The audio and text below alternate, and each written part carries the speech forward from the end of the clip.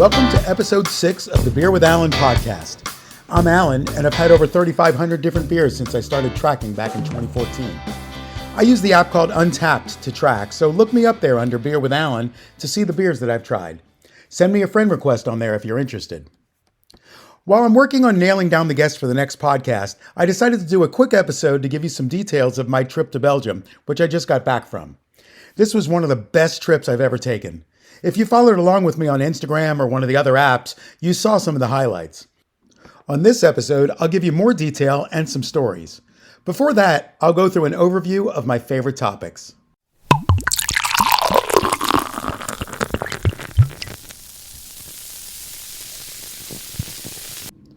My current beer count is at 3,521. I had 49 new beers on this trip, which is a pretty good number. I've seen some discussion on the video in which I mentioned that about whether or not that was a super impressive number. And honestly, I'm not going for impressive. I wasn't trying to have as many as I could possibly have. That's just the number that it came out to. I was unsure if I was actually going to even get to the 3,500 milestone, believe it or not. Early on in the trip, I wasn't sure how many new beers I would have because there are so many Belgian beers that I love, and I wasn't going to go to Belgium, even to some of the breweries where they make beers that I love, and not have the ones that I love. So I was okay with having repeat beers, and I figured whatever I had as far as new beers go, that's the way it would work out. But at some point, I realized, I wasn't just going to get there, but I was going to blow right past it. And that is what happened. So when I realized that it was definitely going to happen, it looked like it was going to correspond with my time at St. Bernardus in Poitou. So I reached out to them. I checked to see what kind of special beer they might have for me, and they did have something special. I'm hoping you checked out that video. I'll give you some details about it later.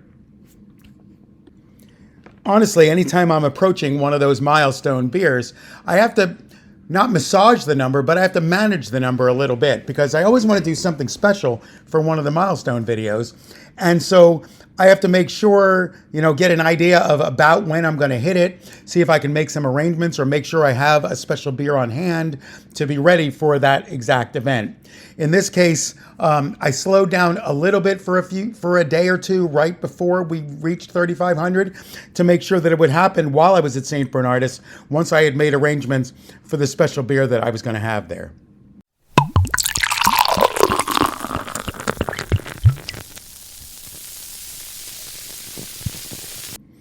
Okay, so the best beer that I had since the last episode. This will be no surprise because I was just talking about it. It was the St. Bernardus Special Edition 2006 that I did for my 3,500th milestone beer video. Now, the details of that are going to be in the trip rundown later here in the podcast. Outside of that one, I made a video yesterday about otherwise the best beer that I had during the trip. And that was the Gouden Carolus whiskey-infused beer from Het Anchor Brewing.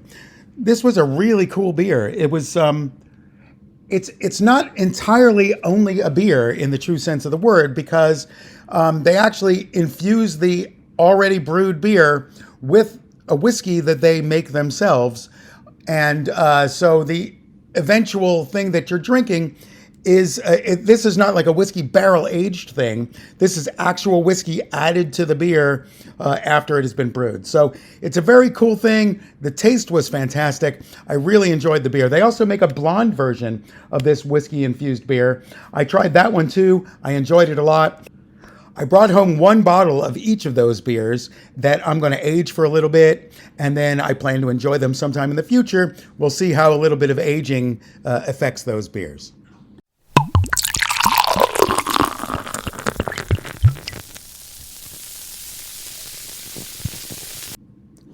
For a little bit of a running update, I like to talk about recent good runs I had, and this also happened on the Belgium trip, since that's where I've been the whole time since the last episode.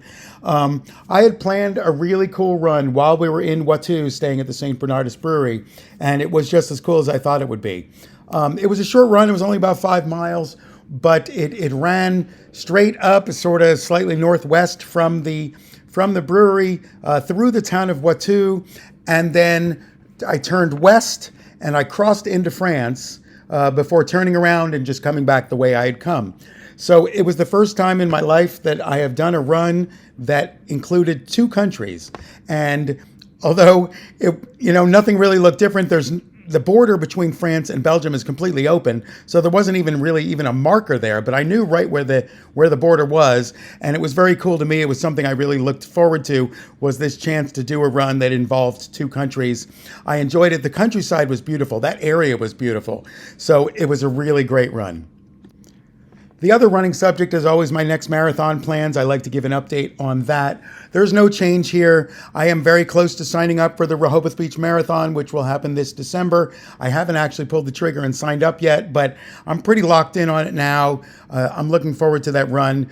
I enjoyed it a lot the last time I did it. The town of Rehoboth Beach is just amazing. It's a really great beach town. It obviously won't be beach weather in December, but it's a great town regardless.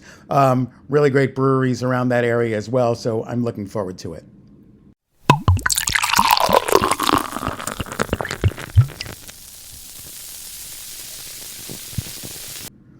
As far as an update on my sports fandom, the big thing happening right now is obviously the World Cup. I'm looking forward to watching the Spain-Belgium match here in a little bit. So the big news was that the U.S. lost to Belgium a few days ago. I'm sure you all know that by now. I was in Belgium at the time that match happened, but it was on at 2 o'clock in the morning there in Belgium. And we had to decide whether we were going to stay up for it or not, whether we were going to go to a place full of Belgian people watching the match. Honestly, we didn't stay up for it. We had a big day the next day scheduled, and we didn't want it to be totally blown out by the fact that we were up till 5 o'clock in the morning. So we didn't do that. When we woke up and saw the results, I think it was probably a good choice that we hadn't done that, because that would have been a pretty miserable way to spend the time. Obviously, the U.S. didn't really show up well in that game, but they had a good run in the tournament. It was fun to see them watch. It's a young team, so it'll be fun to watch them. In future years, and hopefully be ready for that next World Cup when it comes. I'm going to continue watching. I watched the France-Morocco match last night. That was kind of fun. I love that France team. Kylian Mbappe is fantastic.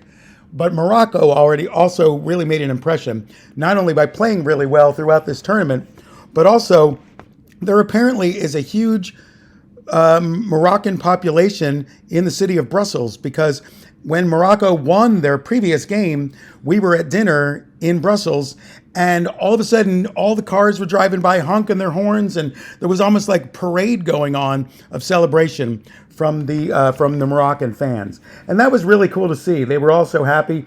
The next day, we were in a couple of Ubers, and both of our drivers that day were from Morocco. They were super excited to talk about the team and how well it was going. So that was really a lot of fun for us to experience. As far as the Phillies go, we're just about to reach the All-Star break. They're still hanging in there in second place, 3 games behind the Braves. They're still not really playing their best baseball because the offense disappears for big stretches, but the pitching has been pretty great. We've got the All-Star game here in Philadelphia next week. Bryce Harper and Kyle Schwarber are both going to compete in the Home Run Derby, which is fun. We've got 6 players on the All-Star team from the Phillies, so that's fun as well. I'm looking forward to that. The 76ers made a big, crazy trade. Very surprised that happened. They made a trade with the Boston Celtics. There was a lot written about that trade. But honestly, I didn't think they would be able to get rid of Paul George and his contract under any circumstances, let alone get something good back for him. I know it's costing draft picks and all of that, but this team needs to do something. Now the hope is that the team as it's currently constructed might entice LeBron James to come here next year. If he does, I mean, obviously he's not the LeBron James that he once was, but he's still a really effective, dynamic player, and he could make a big difference and provide a lot of leadership on this team. I'm hoping that's happened, because the Sixers have just been a very frustrating team to watch over the last bunch of years.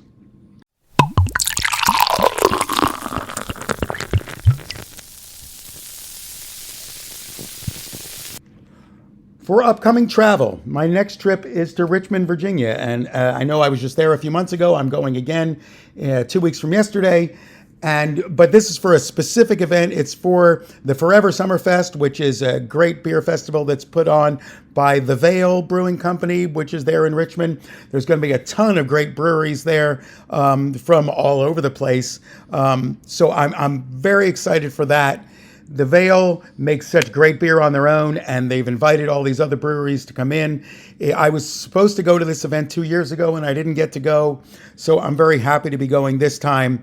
I will definitely be making some content while I'm there, hopefully talking to a lot of brewers, maybe do some interviews that I can include here on the podcast or in videos, stuff like that. So hopefully I'll be bringing some good beer home with me from there as well. I'll definitely be having some good beer while I'm there.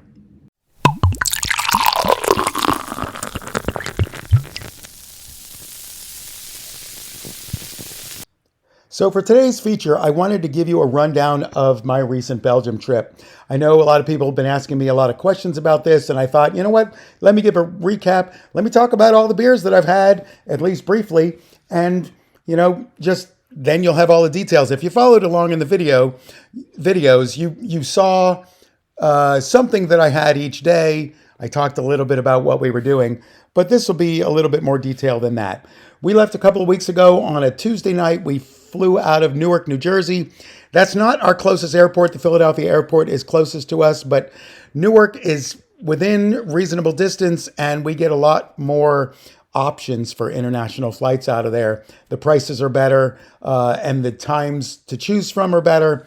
This was a kind of an interesting thing for us because we did have a stop in each direction, and it was in Iceland. The airport there is not actually in Reykjavik. It's in, I don't know, Keflavik. I'm not quite sure of the actual pronunciation of that city, but it's right there on the southwestern edge of Iceland.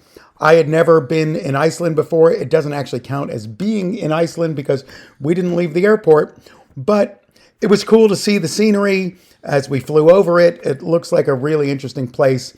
I know people who have gone to Iceland who rave about it. So we had very tight connections in both directions, which was especially challenging on the way home because we left quite delayed out of Paris. So we talked about if we ever do that kind of flight again where we go through Iceland, that we would add a day on each end to actually leave the airport, spend a night in Iceland, see a little bit of stuff before we move on to wherever we're going. Unless we just visit Iceland itself, which I would definitely like to do at some point. So on that flight, on the first flight to Iceland, we were on Iceland Air. I had a beer called, I believe it was just called Esja, which was a pale lager from Iceland. It was okay, nothing great. But it wasn't bad. It was certainly drinkable. There were only a couple of options on the flight, so I figured, why not? Let's try an Icelandic beer.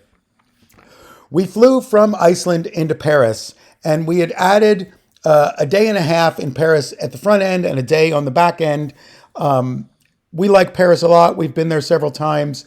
And we didn't really want to do a bunch of sightseeing in Paris. We just had some restaurants that we really wanted to go to. So we thought, you know what? Let's go to Paris. Let's go to those restaurants that we like. Let's see a few things while we're there, and then we'll move on to Belgium. So the biggest drawback we had was it was insanely hot in Paris. It was, each day we were there, the high was 106 or 107 degrees Fahrenheit. And it was just absolutely oppressive. It was unpleasant as far as that goes. Being in anywhere where it's that hot isn't fun. Being in a gigantic city with so many millions of people when it's that hot, it just seems that much worse. So, but we still managed to have a good time. The first place I went while we were there is a bar in the Montparnasse area called Le Falstaff. I'd been to this place a couple of times before. It's a great bar with a lot of Belgian beer, a lot of other kinds of beer too, good food. We actually only intended to have a drink there, and there was another restaurant that we were going to go to for dinner, but we ended up actually staying for dinner at Le Falstaff. So the first beer I had when I was there was a beer called Mondecat, which is a Trappist-style beer, but it's not technically from a Trappist brewery. The Abbey of Mondecat is there in France, And they make a bunch of Trappist products, I believe cheese and some other things. But their beer is not brewed on site anymore. I was told that it's actually brewed at Chimay in Belgium. So they can't use the authentic Trappist label on their beer, even though it is a Trappist style beer. This was a Belgian Strong Dark or a quad. I enjoyed it quite a bit. I had been looking to have this beer for a long time, and I was glad I finally had it. The other one I had there was one I had been looking to have for a while. It was called Pays Dieu, which is a Belgian beer, a triple style. And this one was great. A lot of people had recommended this beer to me. I had it. It definitely lived up to the recommendations. That was really good. So the next day, we went back to another basically Belgian beer bar in Paris that we had also been to a couple of times before. It's a place that specializes in, mussels and frites and beer, like you would expect. And so that place is called Au Trappiste, and I enjoyed it a lot. I had from them a beer called Page 24 Triple, or Page 24 Triple. And Page 24 is a brewery that I had tried previously and had enjoyed a lot. And this triple was very good, very drinkable beer, nice alcohol content, went great with the curry mussels that I was having. Enjoyed that a lot. For dinner that night, we went to a restaurant that I have long called one of my favorite restaurants in the world, which is called Le Select, which is also in the Montparnasse area. We'd been there a couple of times before, always had great meals. This one was challenging. My food was still great, but there was no air conditioning in this restaurant. And we sat in the front area of the restaurant where they put us, which is sort of like a greenhouse. And it was so hot, I was just dripping sweat. It was really hard to enjoy the meal during that. And my wife and my son really didn't enjoy it. It's a shame. It gave us a bit of a bad taste in our mouth from a restaurant that we really love. Sometime in the future, we'll be back there in more reasonable weather, and hopefully it'll be back to the way we really remembered it. Very small beer list there, but they did have the Chimay Blue, which is, if you don't know it, is an unbelievable beer, Belgian Strong Dark or Quad. Great. It was actually on the colder side, colder than I would usually want that beer to be. But at that moment, with how hot it was, I actually really appreciated the fact that it was a little cold. The last thing we did as the sun was going down, we went to a place called Le Duo D&S, which was just a little tiny, it was basically an ice cream place that had some food, but it was shaded. The sun was going down. We sat outside, and I had a French IPA called La Cadette, which was quite good. My first experience with a French IPA.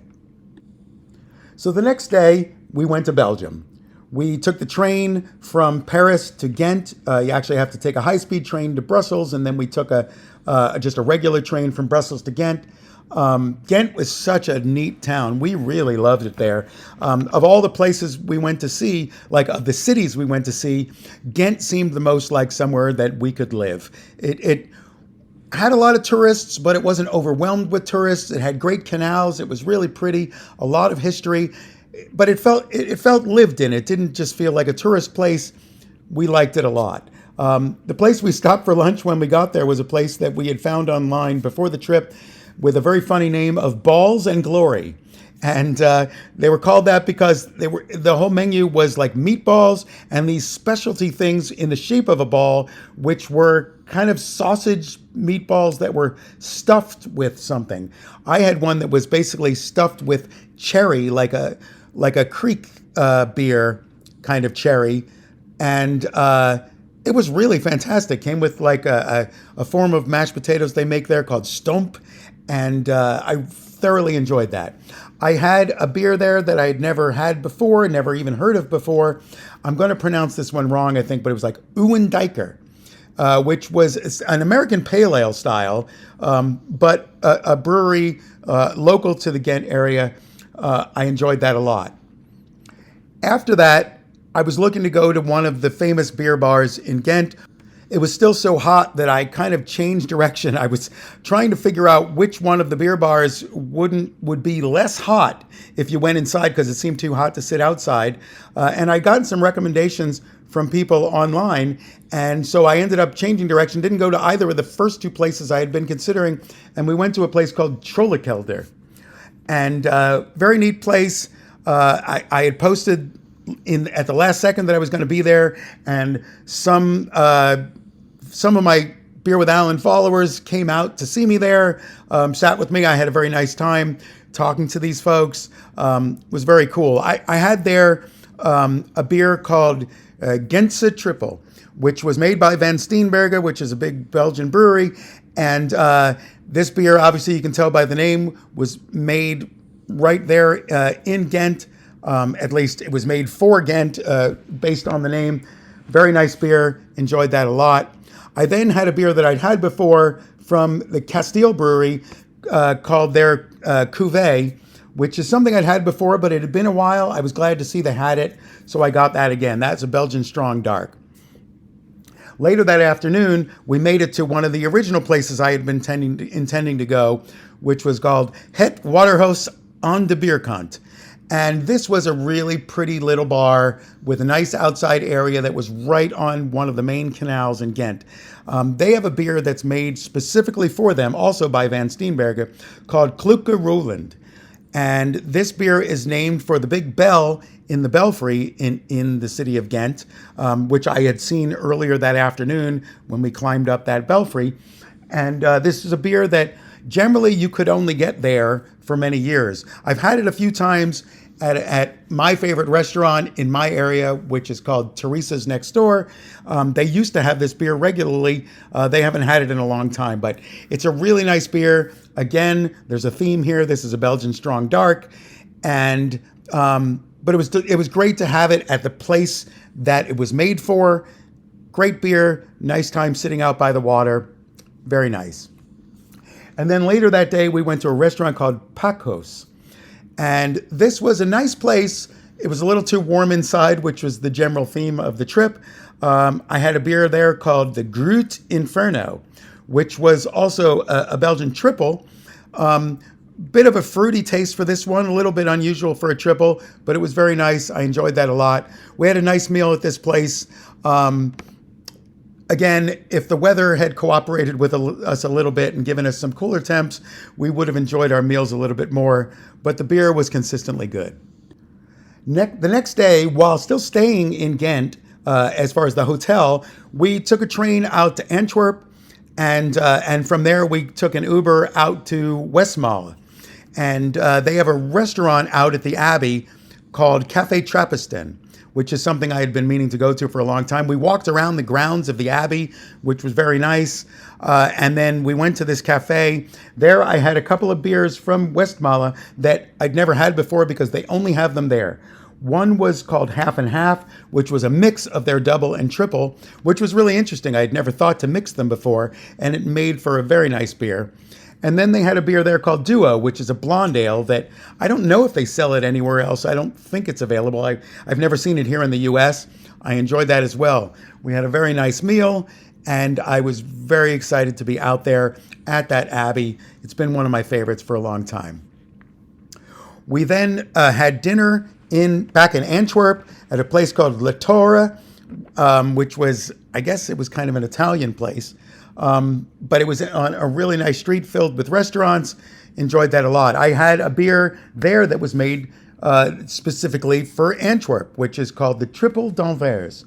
And Anvers is the French name for Antwerp. And this beer was really nice, very solid triple, better than solid, really good. I enjoyed that a lot. And finished the night with a Duvel Golden Ale. That's been one of my favorites for a long time, and I've got a little bit more detail about that one in just a little bit here. The next day, we were back in Ghent, and on that day, we went to a few different places. Again, we're doing sightseeing during all of this, but I'm not really filling you in with all the sightseeing that my family did. But we had lunch at a place called Martin, and they had there a beer from a small-ish brewery that is right there in Ghent called Artevelde. And this was their Grand Cru double. I did not have a lot of doubles on this trip, even though I really like doubles. This was a very nice beer. We had a nice little lunch. Ghent is such a charming place. That afternoon, I went to another one of the famous beer bars in Ghent. It's called Dula Griet. And this was a neat place. It has a funny reputation for a funny thing that they do, which I'll tell you in a second. The first beer I actually had there was a beer called Zundert 10. Zundert was one of the only Trappist breweries in the world from the Netherlands, but they stopped making beer last year. I had their 8, which is also a Belgian strong dark, but they had a beer, a 10, a stronger quad that I'd never had before, and I was worried I was never going to get it. Dula Griet had this beer at their place, so I was absolutely going to get that. I did. It lived up to it. It was great. I fully enjoyed that beer. The next thing, the funny thing that I had there, this is something that they've been doing for years and they're famous for. They have a beer called their House Dunker. Dunker means basically brown ale, Belgian brown ale. And they called this one, or at least Untapped calls this a quad, but it was very light for a quad and light in alcohol as well.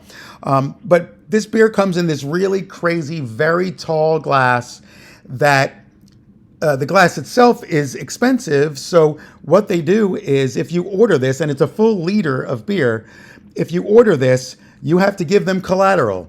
And so basically what they want is your shoe. I guess that's supposed to ensure that you don't leave with their glass. So you give them their shoe, your shoe when you order the beer.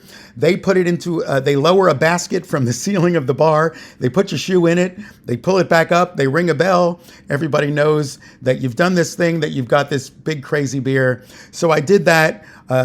I figured it would be entertaining. I made a video about it. The beer was good. The experience was better. I also had the blonde ale from Valdieu, which is another Belgian brewery. I had never had their blonde before. I enjoyed that one a lot too. Very solid beer, really good blonde ale. And to top off the day, we went to a restaurant called Mosquito Coast, which had a really unusual, very diverse menu with food from a whole bunch of different countries. And we enjoyed our meal there. I had a red beer, a rouge beer, which is a Belgian style that's rather cherryish in flavor. This one was from Guldendraak, which is, there's a bunch of Guldendraak beers that I've really liked. I fully intended to find a Guldendraak glass while I was there to bring home. And that was one disappointment, is that I did not manage to bring home a Guldendraak glass. So one of these days, I need to find that glass and add it to my collection. As if I hadn't had enough beer on the day, we topped it off by visiting a small craft brewery in Ghent on the north side of the city called Dock Brewing. This, again, had been recommended to me by a lot of people, and I didn't want to only go to the famous beer places and only drink beer from the big old Belgian breweries. I wanted to try some craft brewing. This place was very much like the craft breweries that I'm used to going to. It was basically in an industrial park, kind of in a big warehouse. They had a lot of beer that they made there themselves. I had one called Brazilian Wax, barrel aged, which was a stout aged in maple syrup barrels. And this was really nice. It's a nice place to be. We weren't there for very long, but long enough to have a beer and have a nice time. It was really nice to get to experience that. So now we were on to Bruges.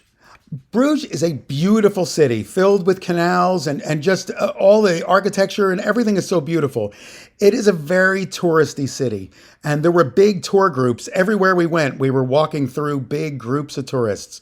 This was kind of what I was referring to earlier when I talked about Ghent. Bruges did not really feel lived in. It felt almost like Epcot. It was great, and the beer there was great, but the town itself didn't feel like somewhere that I could live because it was so filled with tourists. But we fully enjoyed our time there, and I had some really nice runs that I did in the area as well. Our first lunch there was at a place called Friet Bar, because I love frites, and this was a highly recommended place for frites, as well as burgers and things like that. I had a beer that I had never heard of before there called Hapkin, which was a Belgian strong golden that I thoroughly enjoyed. That was a really good beer. Lunch was good as well. I then went, so my plan, there's a beer bar in Bruges called De Hare. that I had wanted to go to for many years. Their special beer that is made just for them by Van Steenbergen, which is called Dahara, I've had at that same Teresa's Next Door place that's my favorite that I go to in Wayne, Pennsylvania. And it always comes with this cheese that's made to go with it. And I was really excited to have this at the original place in the glass that is made for that beer. The problem is I tried to go there that afternoon and it was unexpectedly closed. It's a very small place. There's a small family that runs it. And if they've got something going on and they can't open that day, they don't open. So I was sad that I missed it. I was hoping they would be open the next day. But in the meantime, I went to a place called Te Brugge's Biertje, which was another famous beer bar from Bruges. And they were open. I had a few things there. The first thing I had was a beer from a Dutch brewery called Case that I had experienced before when I was in Amsterdam a couple of years ago. This one was called their Barrel Project Bourbon 2024.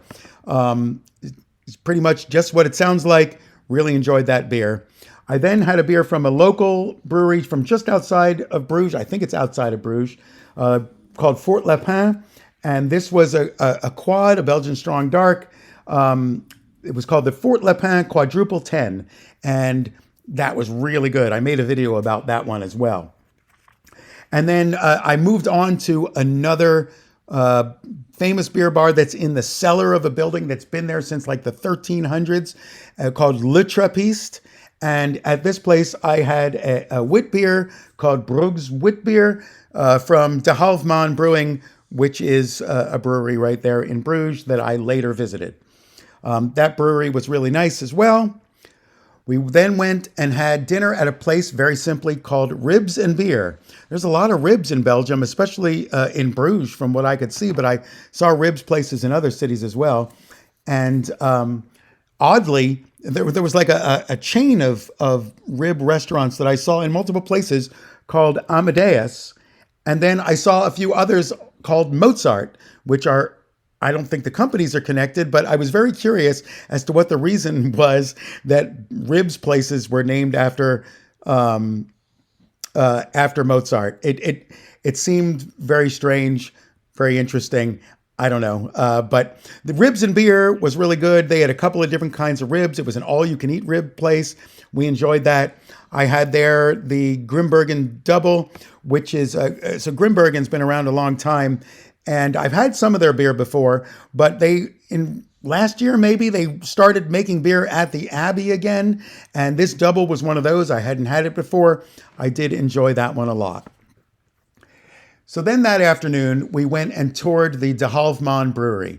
That means the Half Moon, famous brewery that's right there in Bruges. And they are famous for their Straf Hendrik beers and for their Brugge Zot beer, which you can find those beers all over Belgium, especially in Flanders. And I've had them before. I enjoyed them. At the end of the tour, we ate lunch there. I had the Straf Hendrik Brugge Triple, which is a really good triple. A lot of fans of that beer out there, and I am one of them. Later in the afternoon, I gave another shot to Dahara, and this time it was open. I was very happy it was open. There were also some people there that knew me, that I spent some nice time talking to. Really enjoyed that. Really enjoyed the place. The owner, she was really nice, very friendly. The beer was great. The cheese was great. I bought some nice beer to take home. I obviously drank the Dahara Triple while I was there. That is just a tremendous beer. I loved that. I was really glad to have it in that place. Also, actually had another double. I said I didn't have many doubles, and now it's sounding like I had a lot of doubles. This one was also called from Van Steenbergen. This was called Bornem Double. I'd never heard of it. Enjoyed that a lot. We then went to dinner at a place called Cambrinus, which was a famous beer restaurant in Bruges, and had a beer. I don't even know how to say this one because it's almost the same name as Cambrinus, but it's spelled Gambrinus Brewen, which is a brown beer made by that same Van Steenbergen brewery. Really nice beer. Really nice meal we had there at Cambrinus. The next day, we actually rented a car. So it was the first time I've ever driven in Europe. We rented a car and drove down to the Poitou Ypres area in West Flanders. And so this was the first time we were really out of the cities, and what a beautiful part of the country. Just breathtaking. It's all farms and hop fields and just magnificent. We loved it there. The first thing we did was we went to the West Vleteren Abbey, the Abbey St. Sixtus, where they make the famed West Vleteren beer. I'd had this beer a couple of times in the past when it was brought home for me from Belgium by once by my friend and once by my daughter. And but this time we went to their restaurant right across the street from the Abbey called In de Vrede. And I got to have the West Vleteren 12 right there with lunch. It was just as good as I remembered it. Lunch was great. It was just a really beautiful part of the country. Really enjoyed that. We then moved on to Ypres after doing a tour of the Flanders Fields area with all the World War I history. We sat and had a beer at a place called In de Klein Stadhuis, and I had Omer, which is a traditional blonde beer, or a strong beer. It's Belgian Strong Golden. It's called Omer Traditional Blonde. I hadn't had that one before, but it was one of those that you see on the umbrellas and awnings all over the cities. So I was glad to get to try that one. And then we had dinner at a place called Captain Cook. They had a beer there called Plug Street, which there's a whole story behind that name. I'm not going to get into it right now, but it comes from a town just south of Ypres. This was a triple. Again, really good, really nice meal, very nice people at that restaurant. We enjoyed that a lot. While we were in that area, we stayed at the guest house at the St. Bernardus Brewery. And this was the focus of the trip. This was probably the biggest reason I wanted to go on this trip all along, and the biggest reason why I was so sad that I had to cancel the trip last year. They have a restaurant on top of St. Bernardus Brewery called Bar Bernard, and it's a rooftop thing that overlooks the hop fields. Just breathtaking, absolutely beautiful. So while we were there, we got to have a tour. We got to, all kinds of nice times with just really nice people. And the first thing I tried when I was there was a special version of the Abt 12, which is my favorite beer in the world. This one was on nitro, which I had never had before, and it was fantastic. It was like having an Abt 12 ice cream, basically. It was so creamy and delicious. Really enjoyed that. And then the next thing was to do the video for my 3,500th different beer. Hopefully you all got to watch that one. This one, Marco Passarella, who works for St. Bernardus, he's one of the guys running that place. He brought from his own personal collection a special edition St. Bernardus Abt 12, which was put out in 2006 for their 60th anniversary. And he had then aged it in his collection for 20 years. And he brought it in and shared it with me. I drank this beer for my special video, and it was just as good as you would think it would be. It was fantastic, and it held up so well for being a 20-year-old beer. He clearly knew what he was doing when he took care of this bottle and aged it. It was really wonderful, and we just had a great time there. We then spent the later part of the afternoon in a nearby city called Poperinge, and I had there a beer called Triple Pluker at a place called Bar Bazaar, where we just wanted to sit and have a drink. That was from a brewery called Terrest. I'm not quite sure how to say it. Very good beer. And then right next door to that place, there was a restaurant called The Old Fiddler, where we had dinner. And I had a beer there called, a French beer actually, called Trois Monts Bière de Flandre, or Three Mountains. Bière de Flandre is basically their own name for a style of beer known as a bière de garde, which I have always enjoyed that style, and I enjoyed this one quite a lot. We then topped off one of my favorite days ever by going back to the hotel at the brewery, going back up to the rooftop restaurant as the sun was going down, and I just drank my favorite beer in the world, a St. Bernardus Abt 12, right there from the source, watching the sun go down, and it is a memory that will stay with me forever. We then drove back into France, just barely, to the city of Lille, which is known as the beer capital of France. I'm going to give you just a quick rundown of the places and the beer there. We had lunch at a place called Au Petit Vieux, and I had a beer called Triple Secret de Moine Brune, which was from Brasserie Goudal, and or Goudal, I suppose it would be. This was a really nice beer. Enjoyed that. Later on in the afternoon, we went to a bar that had been recommended to me called Dane Artiste, and I had a French IPA there from a brewery called PVL, or it was called the PVL IPA. The brewery was called Brasserie du Pavé. I enjoyed that. Got to do our another legit small craft brewery, this time in France, called Hoppy. HOP with, and then an I in parentheses. I had a beer of theirs called Chainmail Commandos, which I liked a lot. They also carried some other people's beers, and I noticed that they had a beer from Vault City Brewing from Edinburgh, which is a brewery that I visited when I was in Edinburgh a couple of years ago, and I really enjoyed their stuff. So this was called Swiss Peaks, which was a sweet stout, a Toblerone stout, they called it. That was very nice as well. We had dinner at a place called Bierbuch, and they had the first barley wine that I saw on the trip. This was called Barley Wine Torbay. Honestly, it wasn't overly barley wine-ish, but it was a good beer. I wasn't exactly sure what I would have characterized it as. Maybe more of an old ale style. It was kind of on the lighter side for a barley wine. And then we had another quick stop for ice cream on the way back to the hotel. This at a small chain of breweries called Three Brasseurs, and they also had a barley wine, this one called Memory. This one also was not overly barley wine-ish, so maybe French barley wines are a little different than what I expect, but it was a nice beer. From Lille, we were only there for one day. We drove to Brussels. We dropped off the car outside of the city, and then did use trains for everything else. We went to an Indian restaurant for the first lunch there in Brussels called Namaste. I had there an Orval, which is, most of you would know Orval. It's a Trappist monastery, Trappist beer.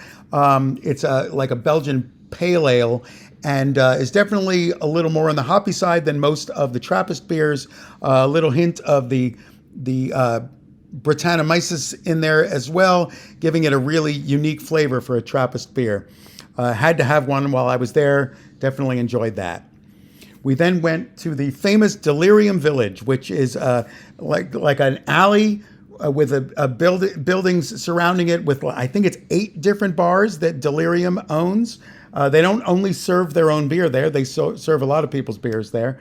And but I started off with Delirium Tremens because this is one of my favorite beers going back many years.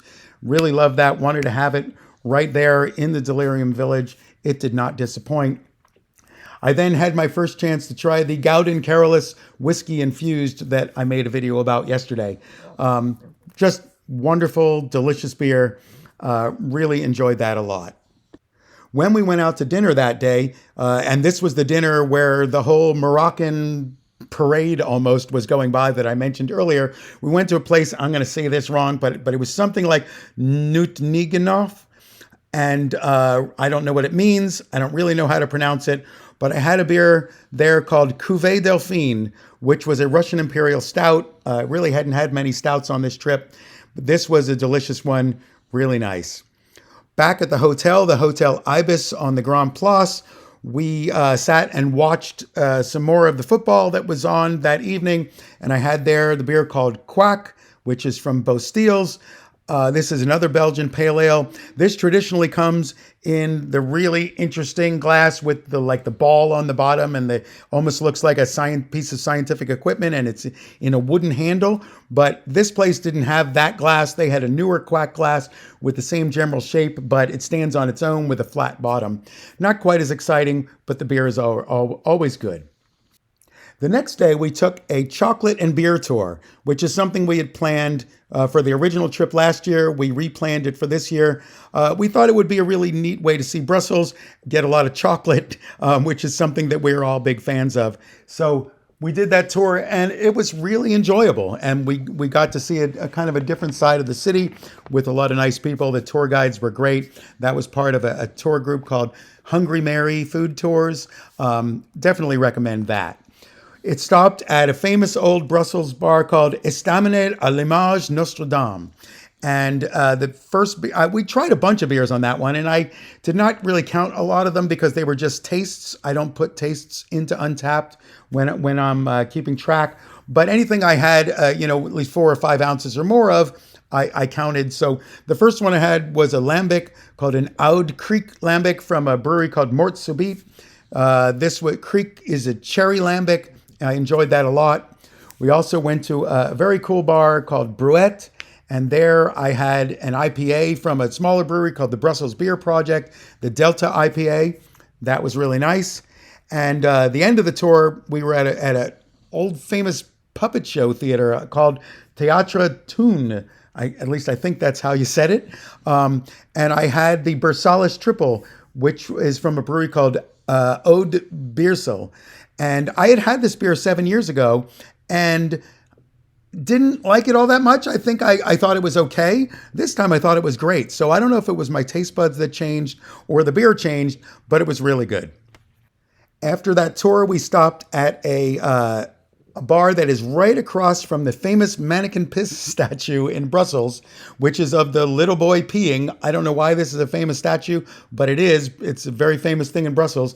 This bar was right across the street from that. I'm going to say this name wrong too, but it was something like Puchinel Kelder, and great beer list at this place. I had there a brune called Charles Quint, or Charles the Fifth, I guess, or Charles V, from something called Hacht Brasserie. And this was a delicious beer. I'd never heard of it, had never heard of the brewery, but thoroughly enjoyed it. Very nice surprise there. And to finish off that day, we went to a food hall called Wolf, and I had a beer from a place called Belgium, which was their Kiekebisch Export, which was a Belgian strong golden ale that I did enjoy. The next day, we left the city. We went to see the famous Atomium and the Little Europe Park, where you can see miniature versions of all the famous European landmarks. That was a stop on our way out to the Duvel Mortgat Brewery. I've been a fan of Duvel for a very long time.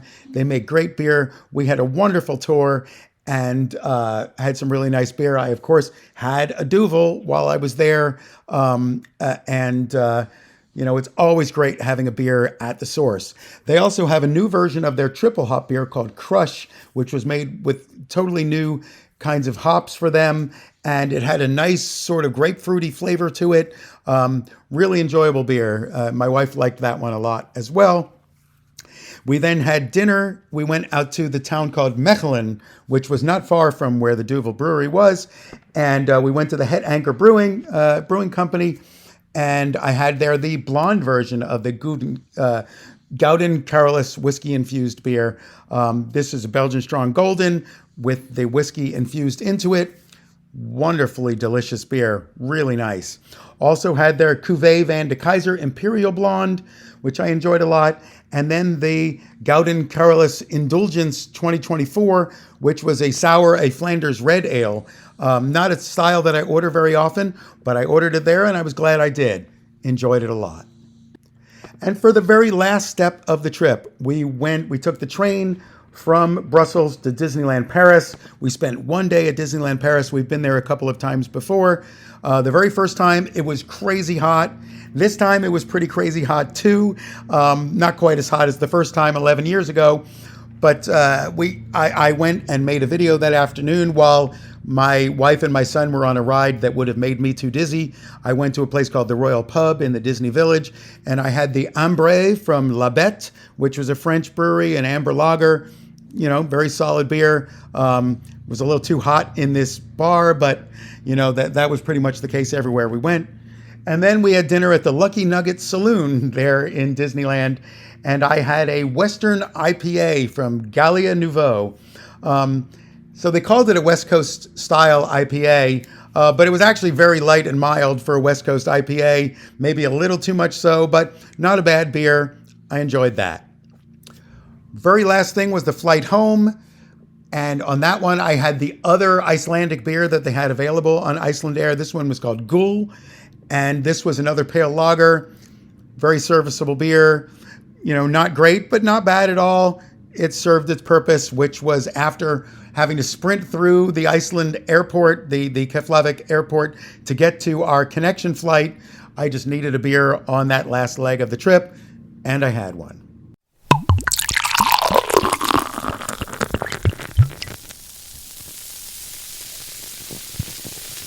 So that was the trip. I hope you enjoyed this rundown. Hopefully it wasn't too great a level of detail. I feel like I've gone on a little longer than I intended to, but I kind of do that sometimes. Thank you so much for listening. Please like and follow or subscribe. Put comments on the podcast. That'll really help us get seen and heard by other people. And I'd really like to grow this podcast. So I hope you can help me out with that. I appreciate you all being here. Come back for the next one. And in the meantime, watch my videos each day on Instagram, TikTok, YouTube, or Facebook. Cheers.